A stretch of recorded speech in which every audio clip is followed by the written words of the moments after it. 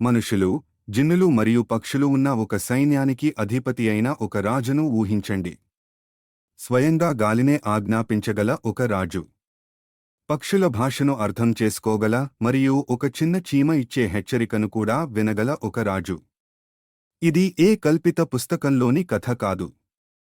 ఇది ప్రవక్త సులేమాన్ అలైహిస్సలాం గారి కథ. అల్లాహ్ ఆయనకు ప్రపంచం ఇంతకు ముందెన్నడూ చూడని ఒక రాజ్యాన్ని ప్రసాదించాడు. కాని ఆయన కథను నిజంగా అద్భుతంగా మార్చేది ఆయన అధికార బలం కాదు. ఆ అధికారంతో ఆయన ఏమి చేశారనేదే ముఖ్యం. ఒకరోజు ఆయన మహాసైన్యం ఊరేగుతున్నప్పుడు సులేమాన్ అలైహిస్సలాం ఒక చిన్న చీమ ఇతర చీమలను హెచ్చరించడం విన్నారు. మీ నివాసాల్లోకి ప్రవేశించండి. సులేమాన్ మరియు ఆయన సైనికులు తమకు తెలియకుండానే మిమ్మల్ని తొక్కివేయకుండా చూసుకోండి. మరి ఆ శక్తివంతమైన రాజు ఏమి చేశారు? ఆయన హేళనగా నవ్వలేదు. ఆయన గర్వపడలేదు.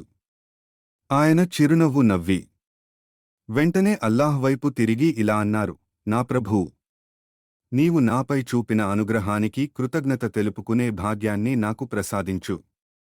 కాని అది ప్రారంభం మాత్రమే.